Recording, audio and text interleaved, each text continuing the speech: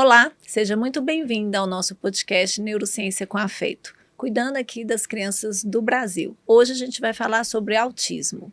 Eu sou Liubiana, eu tenho PhD em neuropediatria, eu tenho formação do meu doutorado na Harvard Medical School e sou professora da UFMG. Estou aqui ao lado de pessoas ilustres hoje. Frederico Veloso, conta aí, Fred. Obrigado pelo ilustre. É uma satisfação tê-la aqui ao meu lado também. Você que nos acompanha, muita satisfação. Que bom tê-lo conosco, tê-la conosco. Sejam muito bem-vindos.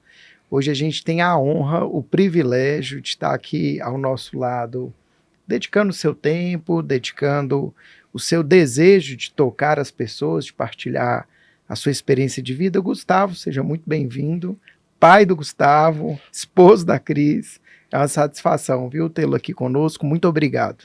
Eu que agradeço a oportunidade de contar um pouquinho da nossa luta e da nossa vivência aí. E é isso mesmo, Gustavo, o que a gente quer é que você conte um pouquinho da sua experiência para que outras pessoas possam aprender. Porque a gente fala às vezes muito das teorias, mas como que é na prática, como que é no dia a dia, o nosso chama neurociência com afeto, como que é esse afeto, né, dentro de casa e nessa caminhada. E como é que começou a sua caminhada aí com o seu filhinho? Conta pra gente. Aos 2 anos de idade, ele na escola, aí ele já com atraso de fala, com algumas dificuldades dentro da escola, a escola nos alertou. Aí nós fomos atrás de profissionais, né? Fomos trabalhando atrás de profissionais. Começamos com terapia ocupacional, uma psiquiatra, a psicóloga, e até que aos 3 anos nós encontramos o Bora Brincar, com a doutora Liubiana e o Fred. E o Gustavo hoje tem 9 anos, né? Então estamos lá desde 3 anos dentro da clínica. Já cresceu bem, né? Já cresceu bem.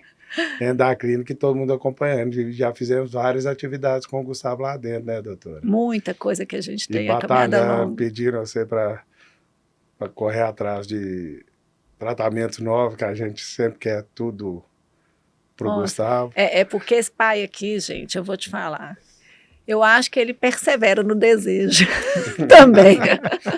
Porque quando ele quer um negócio, ele é firme, ele vai atrás e ele faz de tudo pelo filho dele. Então, por isso que ele está aqui hoje, a gente aprende muito com ele. Ele é um exemplo para a gente de pai, viu, Gustavo? Você é um exemplo para a gente, né? E a gente, então, quer partilhar isso. E aí você conta aí lá da história no início, que teve um pediatra que acompanhou ele, mas foi só na escola que foi percebido o atraso, não é? E assim, o pediatra fez alguma escala de desenvolvimento, porque o que a gente tem trabalhado muito é isso, né? Para que não seja depois, quando a criança foi inserida na escola, que seja percebida a diferença em relação ao desenvolvimento infantil. Na verdade, o pediatra, ele não... eu não tive alerta do pediatra em cima. O Gustavo, ele cresceu sempre saudável, sempre chegava na clínica, né? Brincando com o doutor, sempre. Então, não teve muita percepção inicial disso. A primeira dificuldade manifestada dele na época, para muita gente, era a fala. O Gustavo era sempre feliz, sempre rindo, brincando. A gente até fala que vai crescendo e as evoluções do autismo vão aparecendo mais ainda com o crescimento. E a gente começou a notar daí em diante, sim, com a hora que a gente entra já com profissionais, começam a nos mostrar coisas, né? O primeiro filho, você não sabe. Isso. Nossa, no primeiro filho, você não tem como Maria comparar. De primeira viagem, a gente não tem comparação. Ô, Gustavo, desde quando a gente se conhece, a gente vê ali nos corredores da clínica Bora Brincar, também dentro do consultório, um pai presente, que luta pelo filho, que corre atrás daquilo que é o melhor, que se dedica no dia a dia. E nesse início, com essas incertezas, como que os profissionais te orientaram? Qual foi o seu primeiro porto seguro? Onde que você percebeu assim, olha, essa minha ansiedade, esse meu desejo, esse meu amor de pai, é por aqui que eu vou? Foi lá com vocês. No início do tratamento com a Alil já botou a gente no chão, falou assim, botou no caminho, não botou todas as certezas do mundo, mas já falou, ó, nós vamos por esse caminho, começa lá com... Aí já nos levou para você, e esse início com vocês foi aonde eu, principalmente eu que sempre estava lá junto, né? Fui ficando mais com o pé no chão, entendendo mais, e a luta para cada dia que passa entender mais um pouco disso. Aí você tem todo o apoio dentro da clínica e todo o desapoio fora, né? Então, mas lá dentro com vocês que começou mesmo. A gente tinha, claro que com outros profissionais que a gente trabalha, tanto que hoje a primeira terapeuta ocupacional do Gustavo lá atrás, hoje a gente está com ela de novo. Lá atrás gostei muito do trabalho, ela sempre mostrava, alertava, mas ela não era uma médica, não era psicólogo, o trabalho dela é sempre muito bom. Hoje até a gente está com ela também, muito legal, muito. Mas lá dentro da clínica os caminhos foram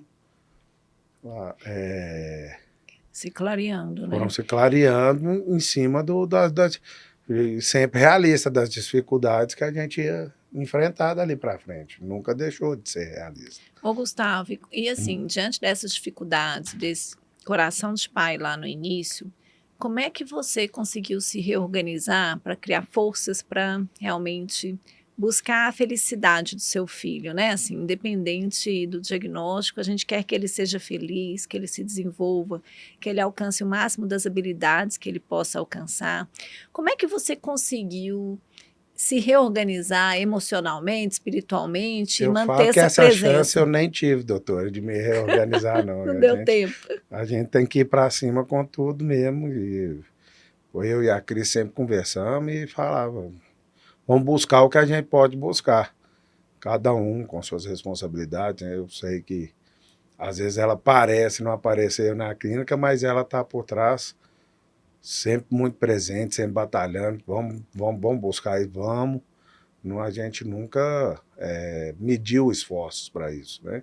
É uma parceria, né? A gente vê hoje, assim, muitas evidências científicas mostrando que essa presença do pai e da mãe fazem muita diferença no cuidado do filho.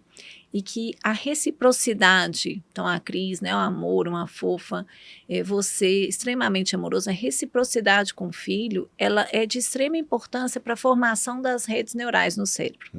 Então é o poder do afeto. Se você está conectado com seu filho, se você tem a presença, você tem um poder ali de transformação. Então não é só buscar o profissional, é também tentar aprender, tentar entender, tentar saber quais são as etapas, tentar estudar um pouco para compreender as bases científicas, mas claro, não é nas fake news, né, gente? Um alerta aqui, cuidado com as fake news. E você também falou para a gente aí um pouco sobre um apoio que você sentiu de um lado e vocês, né, você e a Cris, e do outro lado não se sentiram tão apoiados. Conta um pouquinho para a gente sobre isso. É porque a gente fala que eu sempre cresci no ambiente, a gente, quando estudante, o ambiente de escola sempre foi um ambiente seguro para a gente. Só que para o caso do Gustavo, que tem as dificuldades no autismo, então desde o início, vamos falar assim, quando entrou a pandemia, Gustavo com 5 anos de idade, né? Aí começa, com 5 anos de idade, a escola começa a aula online. Nossa. Tem que rir, né? Para não chorar. Como diz a professora dele dessa época, que está com o Gustavo até hoje, a Fernanda, agradeço muito ela também, que é excelente profissional. Eu perguntava para a Fernanda, mas como é que faz? Ela falou, Gustavo, os meninos não dão conta, você não se preocupa do Gustavo dar conta, não. Aí ela marcou com a gente, fizemos uma reunião com ela, ela nos mostrou as especializações dela, o que ela estava buscando, o que ela busca, o que ela estuda na área da pedagogia, e propôs uma atividade particular com o Gustavo. Então, ela está com ele desde os 5 anos de idade, particular com o Gustavo. Ela que... A gente fala que o Gustavo não é alfabetizado, o Gustavo é alfabetizado, ele entende, ele escreve, só que as dificuldades dele no neurário, né, doutor, que ele não forma uma frase, ele não fala uma frase. Então a gente vai batalhando isso tudo com ele. E é legal porque, assim, isso aí que o Gustavo falou, né, Fred? Às vezes as pessoas avaliam superficialmente, não conseguem enxergar o potencial da criança, né, Gustavo? Isso. E a gente, assim, apesar dele não falar a frase, a gente sempre percebeu que ele tinha um potencial ali, que ele tem uma capacidade cognitiva que é discrepante da comunicação expressiva dele. Então, a gente não avaliar, então, só porque a criança não é verbal, por exemplo, que ela não tem habilidades de outros tipos de aprendizagens. Então, isso é extremamente importante. E para que essa criança alcance essas potencialidades, primeiro você tem que escutar os pais. O que ele faz? Porque às vezes lá no momento você não consegue perceber. E também se conectar com a criança para realmente quem é esse ser humano que está na minha frente? Quais são as habilidades que ele tem? Porque não olhar só para o que falta, não é, Gustavo? E assim, uma coisa muito bonita que eu já queria falar aqui é o quanto que esse pai é grato. Olha aqui, nesses primeiros minutos, quantas vezes ele já agradeceu. E tem um ditado aí muito importante, que a gratitude precede a felicidade. E ele é extremamente feliz, ele só chega sorrindo. E essa gratidão que ele tem, ela realmente vem do coração. Não é, Fred? É uma pessoa assim que chega feliz, que está presente, que ama. E quando então ele fala que teve dificuldades em outros ambientes, ele começou a falar aí da escola, é porque realmente foram momentos desafiadores para sua família. Desde sempre com a escola, né? Vamos falar que experiência minha no caso do meu filho, tá? Queria falar isso. Para muitos outros autistas, às vezes a experiência é diferente, porque as funções de um para outro são diferentes, né? Estou falando no meu caso. No meu caso das dificuldades do Gustavo, a gente colocou o Gustavo em uma das melhores escolas de Belo Horizonte, né? Particular, uma escola cara, e as obrigações hoje previstas por lei, ninguém cumpre.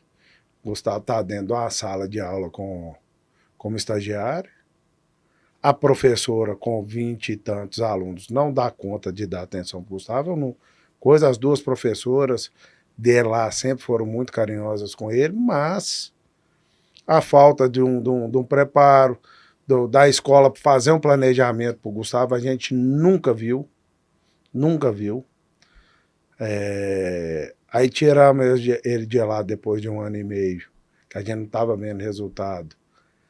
Aí fomos para uma escola pequena, coloquei a AT dentro da escola, a escola pequena não dava nenhum apoio, a ele nem a AT. Então, ninguém quer,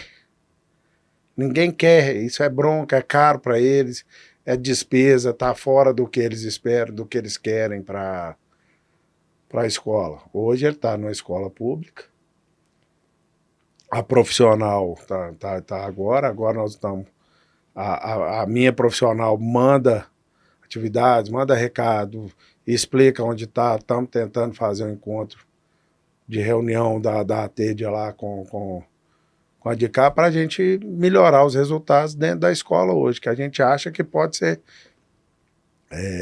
mais evolutivo do que a gente tem hoje. Isso é esperança, né? Quando eu recebi o Gustavo lá no início, né, eu lembro ele lá brincando com as garrafinhas que a gente fazia com purpurina e jogava de um lado para o outro para ter noção de troca de turnos, orientação social. Aí a parte médica, né, com a Lilbiana, a gente entende que estava indo bem, a orientação familiar, você sempre presente. A lembrança que a gente tem de anos atrás é essa, de um pai feliz, de um pai ativo, de um pai trabalhador, como se apresenta aqui hoje. A estimulação com a criança, mas eu me recordo muito da gente lá treinando aquela moça lá da escola, indo até a escola para ajudar o Gustavo nesse momento inicial da alfabetização, do letramento, e o quanto que a gente de fato enfrentava desafios, né? E quando se conseguiu ter alguém dentro de casa, quanto que o jogo mudou na vida do Gustavo nessa parte pedagógica. Agora, eu acho que é importante a gente dar voz aos pais, essa angústia que você está falando. A gente que é profissional, a gente procura ter uma ética em relação a isso, só que a gente sabe que se a gente tem uma criança que ao longo do seu dia inteiro tem várias oportunidades para se desenvolver, com pessoas afetuosas ao seu lado, a história é diferente. Só que os pais não podem estar ao lado da criança a todo momento.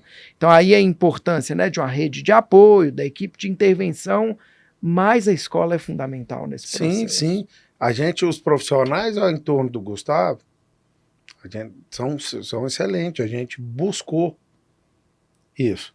Só que hoje eu tenho a necessidade de ter uma pedagoga com ele todos os dias para acontecer com ele em casa o que não consegue, que a gente não consegue na escola.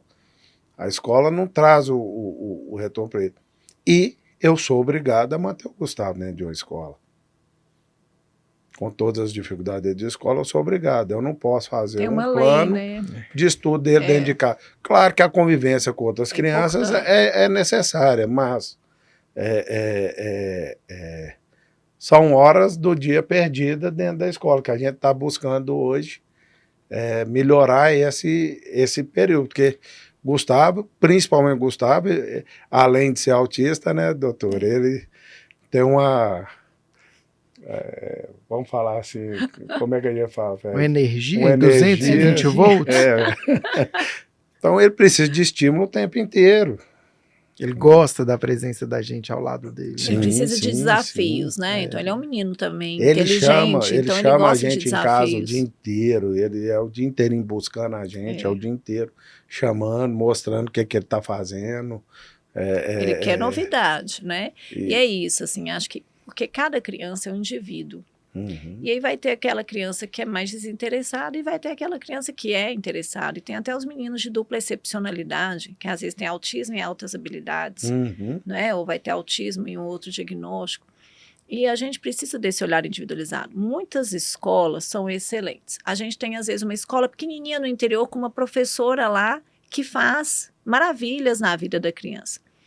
E outras experiências que a gente acompanha, inclusive aí nas mídias, vira e mexe sai alguma reportagem mostrando uma falta de capacitação. Assim como você falou lá do pediatra no início, não é que a pessoa às vezes não tenha boa vontade ou seja ruim, é uma falta de um apoio, uma capacitação, de uma faculdade que dê um suporte para mostrar assim, ó, você tem que investir nisso, você tem que continuar se aperfeiçoando, a prevalência está aumentando, então vamos acompanhar.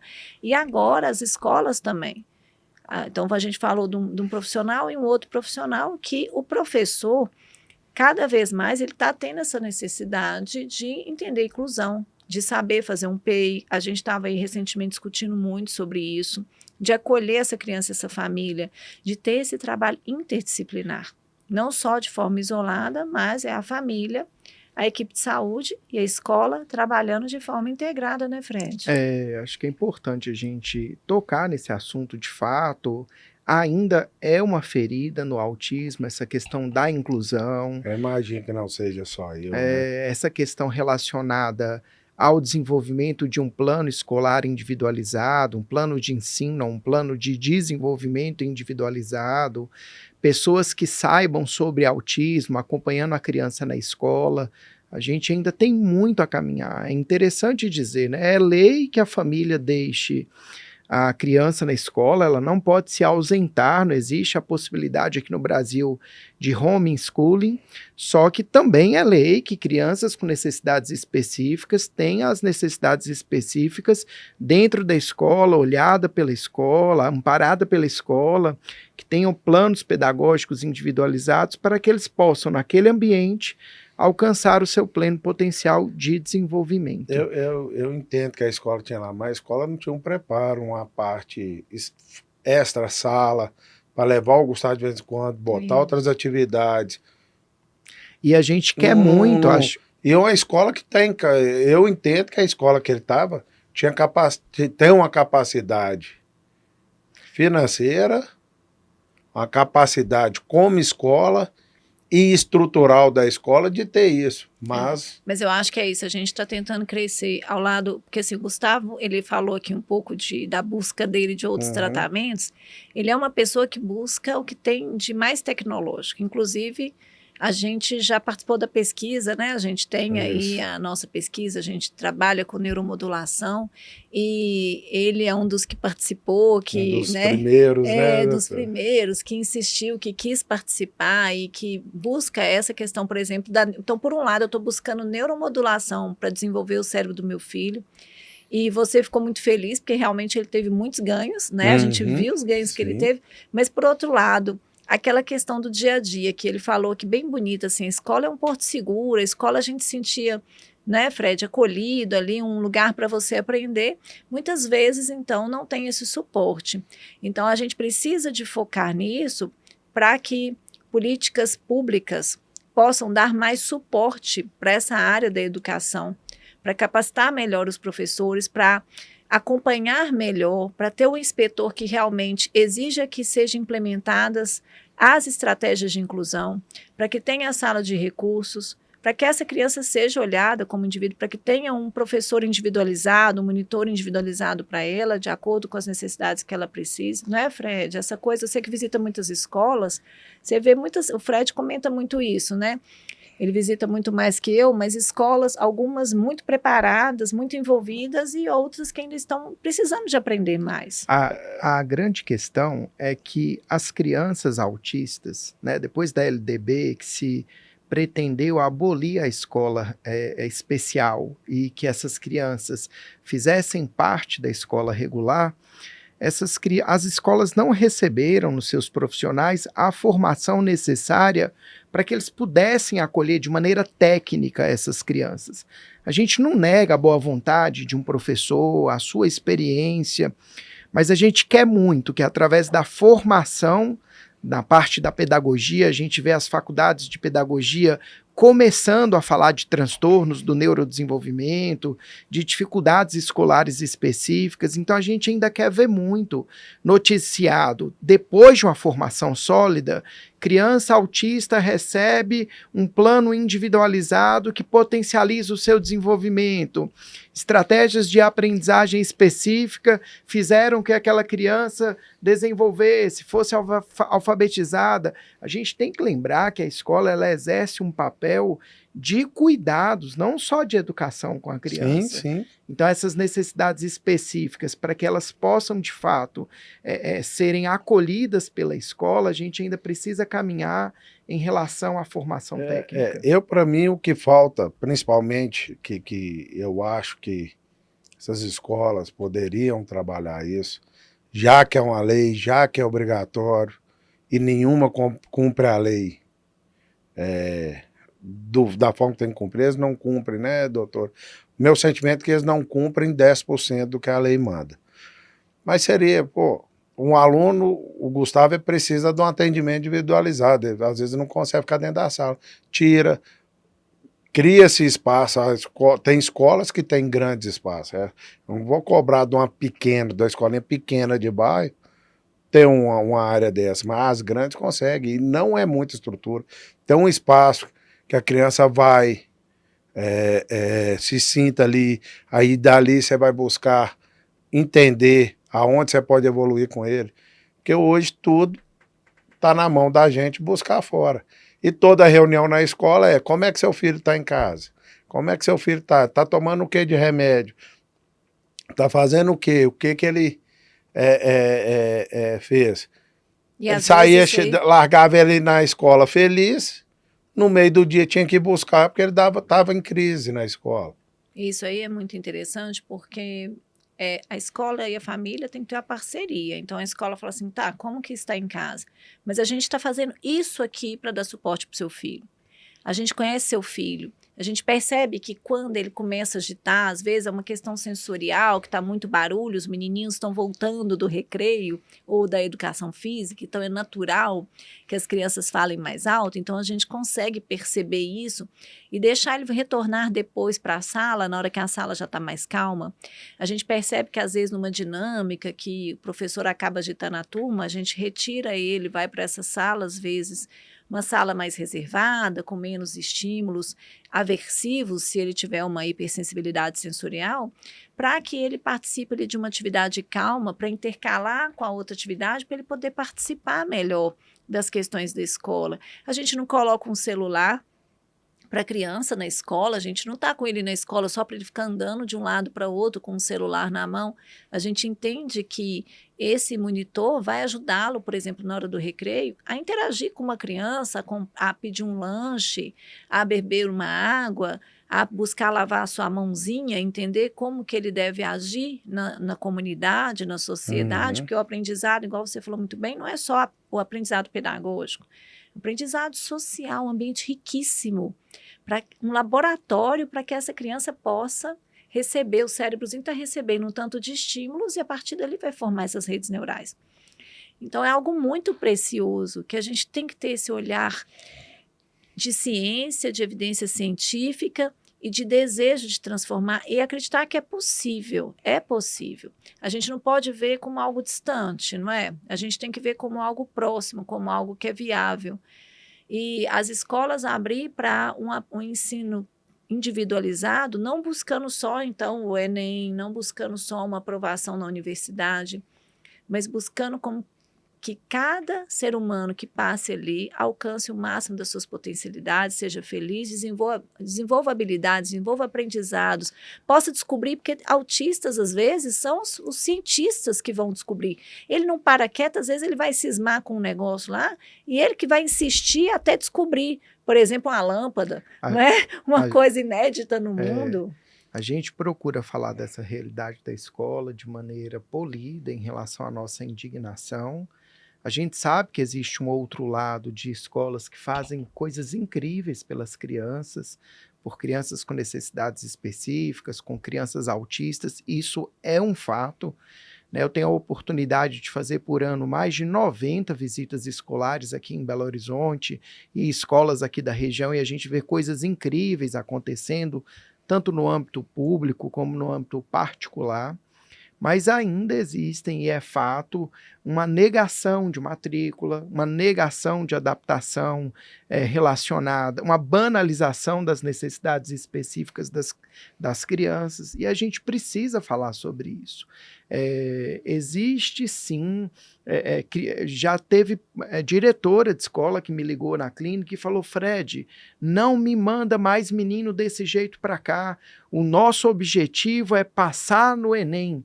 Essas crianças atrapalham a gente, o nosso método aqui pedagógico é eu não quero que venham essas crianças para cá. E isso é crime, isso precisa ser denunciado. Então a gente com polidez fala dessas realidades, mas a gente não pode se calar diante do coração de um pai que todo momento trabalha, que todo momento procura aquilo de melhor para o seu filho. Volto a dizer, eu gostaria muito que nós ouvíssemos no futuro não distante mais notícias sobre coisas incríveis que têm acontecido na escola em relação às necessidades educacionais específicas de cada criança. Esse é o nosso sonho, esse é o sonho que está aí no seu coração. Sim. A gente vai trabalhar por isso, a gente vai trabalhar para que, né, os nossos filhos eles tenham essas necessidades atendidas.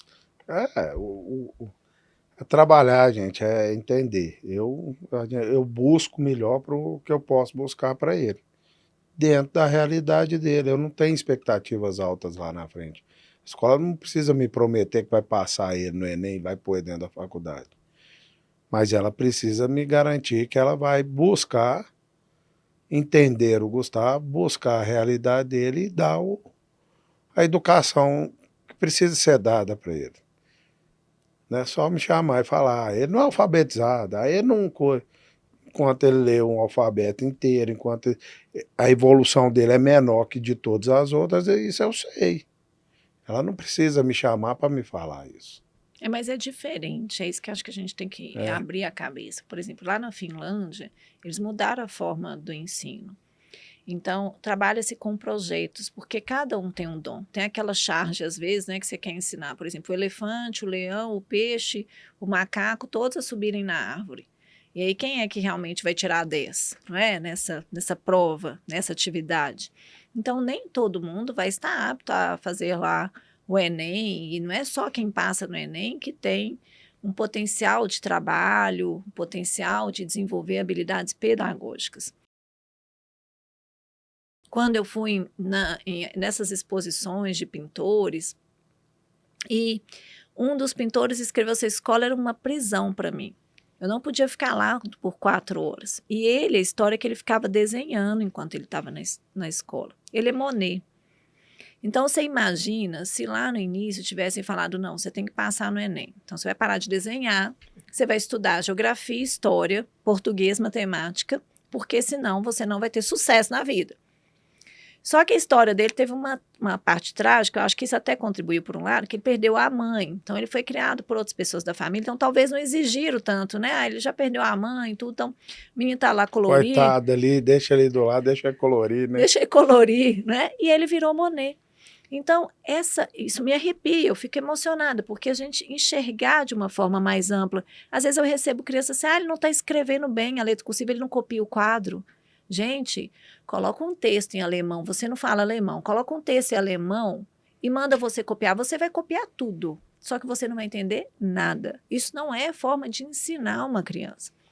Então, a letra cursiva tem países que não tem mais. A gente está num mundo de inteligência artificial, chat GPT, mudou, já era. Então, essas crianças precisam de um trabalho, por exemplo, vou pensar como que eu posso ensinar, o que que eu posso ensinar para ela? Como que eu posso ensinar um ofício? Como que eu posso descobrir o dom dela? A gente tem pacientes que têm dons incríveis e que aí vão ser profissionalizados, por exemplo, durante também o período que estão na escola. Então, essa visão de criação de um profissional que vai contribuir depois para a sociedade, que vai contribuir para a parte econômica da sociedade, mas da forma que ele dá conta e que ele é feliz. Agora, você imagina, isso poderia ser viável de estar acontecendo, alguém montar uma escola assim, se não fosse a obrigação escolar, A gente né, já sonhou, né, Gustavo? Já Várias sonhou. vezes, né? Mas se não É um fosse a plano obrigação nosso. escolar, você seguiu a metodologia escolar, que para crianças igual o Gustavo, não resolvem nesse início. Para você buscar o melhor dele, você tem que estar inserido com ele num local que esse local vai buscar o melhor. Não deixando de fazer. O Gustavo, ele tem uma habilidade enorme com o eletrônico, né? Demais. Você pega a sua televisão aqui, ele já tira dali, põe num teclado, digita rapidamente com um controlezinho pequeno, escolhe, digita o que ele quer digitar, aparece o que ele quer ver. E a velocidade de processamento é incrível, incrível, né? O quanto que ele incrível, é rápido no raciocínio incrível. e na execução do que ele realmente domina. Doutora Lia, eu achei interessante, na verdade, eu achei fantástico. Você relembrando aí a história do Monet, que nos inspira, a escola ela não deve estar atenta somente às questões pedagógicas, né? Então, escolas, né, olhem para a autonomia das crianças autistas, olhem para a socialização das crianças autistas, para o desempenho psicomotor das crianças autistas, mas olhe também em relação ao suporte, não somente aos desafios, mas olhe para os talentos das crianças autistas, que também são específicos e que são grandiosos e que podem colaborar muito para a nossa sociedade, né, que podem colaborar muito para que essa criança seja feliz nesse espaço. Né? Frederic Frobel, filósofo da infância, e que falava que os jardins de infância, que as escolas deveriam ser lugares de afeto, de acolhimento, de contato com a natureza. Então, gostaria de deixar aqui destacado o quanto que a escola tem sim um papel de gerar nessas crianças possibilidades de que elas possam ser acolhidas como não são acolhidas em outros espaços, mas o quanto que isso ainda está um pouco distante. São talentos, né? Na Europa, muitas vezes, tem inúmeras vagas de empresa que querem contratar pessoas autistas, porque eles veem várias habilidades que as outras pessoas que não são autistas não conseguem alcançar, por mais às vezes que se esforcem. A necessidade urgente é da gente ampliar esse olhar. Então, o convite para que as escolas que hoje conseguem ter esse sucesso divulguem mais, sejam exemplos para outras escolas, sejam exemplos para que o governo possa entender como implementar isso. Como apoiar isso, né? Isso. Até financeiramente, que eu acho que a obrigação do Estado hoje está muito pequena com a gente. Não é só fazer uma lei e querer que ela funcione, né? Então, vamos... Tem que criar meios para que ela realmente seja, né, viável, factível. Acho que isso é importante. E a ciência está aí, as práticas baseadas em evidência estão aí, os pais estão aí com o coração cheio de desejo. Então, é um pai incrível, é um pai que não desiste do filho, é um pai que ama, é um pai que está presente. Infelizmente, na nossa sociedade, não são muitos pais que continuam ao lado dos filhos quando se tem um diagnóstico, sabe, de autismo ou de um outro diagnóstico de algum transtorno.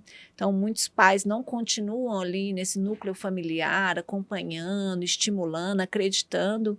E a gente vê o quanto que seu olho brilha quando você fala do seu filho, quanto que você sente amor, que é esse poder do afeto, que é transformador para ele, para você e para a gente, não é? Porque eu aprendo muito com vocês.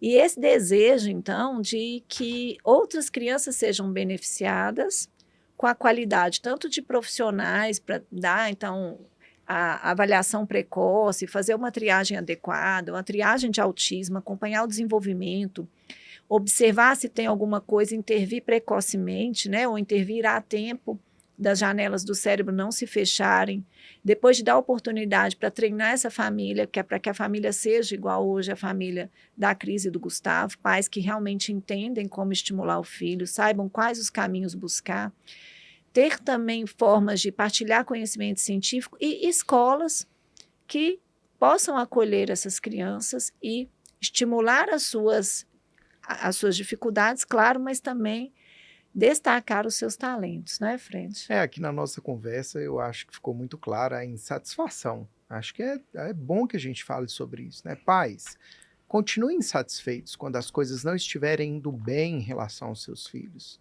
mas estejam ao lado, estejam presentes, né? Não desistam, né?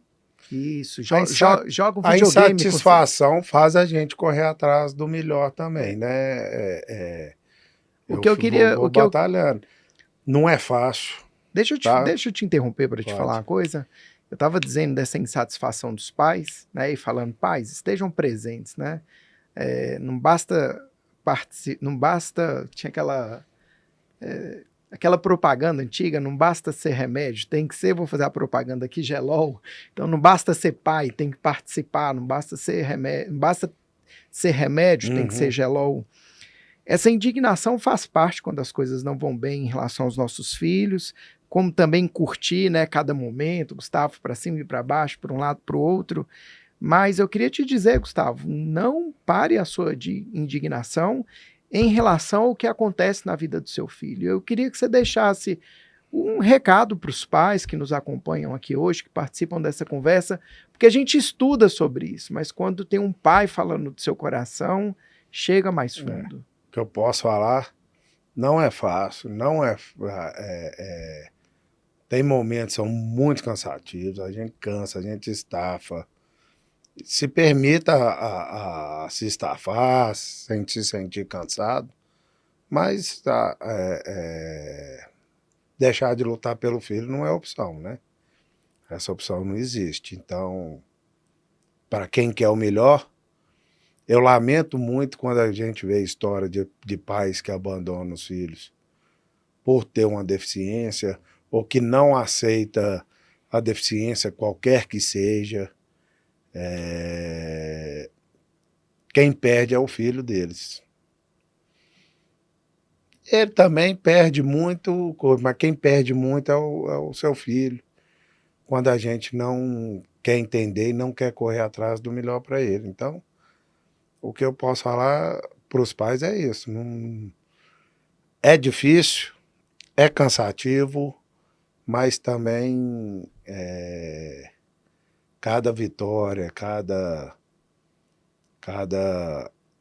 coisa que meu filho consegue realizar é uma vitória para a gente enorme. Cada pequena vitória que o Gustavo tem para a gente é uma vitória muito grande. Então, eu falo mesmo, que não percam a esperança no seu filho, só porque ele tem uma deficiência. A minha luta hoje é que meu filho consiga viver bem numa sociedade. Lá na frente, a nossa preocupação como os pais é como é que ele vai ser, porque um pai nunca não vive para enterrar o filho, é o filho que vai enterrar o pai, né? Então, a gente tem que saber como é que vai viver depois que a gente não estiver aqui. É uma preocupação minha do futuro distante é essa. Olha, que lindo, eu né? quero agradecer o Gustavo, viu, Gustavo, a sua presença, doar aqui pra gente a sua presença. Eu aprendi o recado, né? Amar é correr atrás e não tem a opção não parar de correr atrás. Não tem. Então, assim, obrigado de coração. Eu, no lugar do seu filho Gustavinho, eu estaria muito feliz de ver um pai tão batalhador como você. Então, te agradeço de coração. Fica você aí, pai, que nos acompanha, o exemplo do Gustavo aqui, a inspiração. De fato, faz toda a diferença um pai na vida do filho, o poder do amor do pai, a lucidez do amor do pai, a vida dedicada, entregue. Eu fico muito satisfeito com isso. E, Liubiana, deixo você com a palavra para que você encerre aí o nosso programa. Afinal de contas, é neurociência com afeto. Hoje, afeto de pai. Que mais pais possam ouvir o Gustavo, que muitos pais possam te ouvir e que vários corações sejam tocados pela sua fala, tanto de pais quanto de profissionais. Então, é uma missão cuidar das crianças. É uma missão linda. E a gente sentindo isso pulsar no coração, a gente consegue transformar qualquer desafio. Isso é muito bonito. Então, muito obrigada você, obrigado seu filho, que eu amo tanto. Obrigada, Cris, que está lá cuidando dele para você estar aqui com a gente. E obrigada a todos vocês que estão nos acompanhando. Compartilhem aí com outras pessoas. Vamos criar essa corrente para poder falar de coisas boas, porque as coisas possíveis, as questões que a gente tem esperança, elas têm que ser divulgadas para que elas possam realmente se tornarem realidade. Um abraço, até o próximo podcast. As nossas crianças agradecem. Neurociência com afeto.